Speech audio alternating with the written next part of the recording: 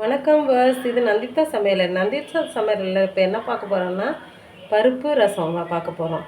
பருப்பு ரசத்துக்கு தேவையானது பருப்பு வேக வச்ச தண்ணி 2 டம்ளர், கருவேப்பிலை கொத்தமல்லி தேவையான அளவு, ஒரு பிஞ்ச் மஞ்சத்தூள், கொஞ்சம் உப்பு, 2 தக்காளி, மிளகு ஜீரகம், பூண்டு. மிளகு ஜீரகத்துக்கு ஜாரில் போட்டாச்சு. அதோட பூண்டு தோல் உரிக்காத பூண்டையும் போட்டுக்கலாம். மிளகு ஜீரகத்தை அரைச்சி எடுத்துக்கலாம்.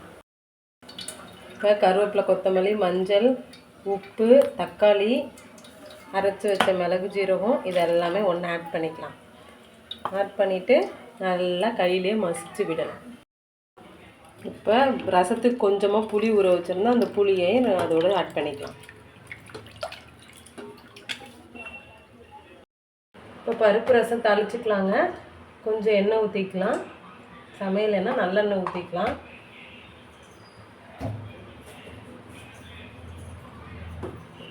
எண்ணெய் காஞ்சிருச்சு. கொஞ்சம் கடுகு ஆட் பண்ணிக்கலாம். 2 வரமிளகாயை கிள்ளி போட்டுக்கலாங்க. கடுகு பொரிஞ்சிச்சு. வரமிளகாய் போட்டுக்கலாம். காய்ச்சி வச்சு ரசத்தை ஆட் பண்ணிக்கலாம். ரசத்தில் கொஞ்சம் பெருங்காயத்தூள் ஆட் பண்ணிக்கலாம். ரசம் நல்லா நுரைச்சி வந்துருச்சுங்க. வேக வச்ச பருப்பு தண்ணியை ஆட் பண்ணிக்கலாம். ரசம் நுரைச்சி வந்துருச்சுங்க. அடுப்பை ஆஃப் பண்ணிக்கலாம். இந்த பருப்பு ரசம் கொதிக்க வைக்கக்கூடாது, ஆஃப் பண்ணிடணும். ஆஃப் பண்ணிவிட்டு இந்த வீடியோ பிடிச்சிருந்தால் லைக் பண்ணுங்கள், ஷேர் பண்ணுங்கள், சப்ஸ்கிரைப் பண்ணுங்கள். தேங்க்யூ ஃபார் வாட்சிங்.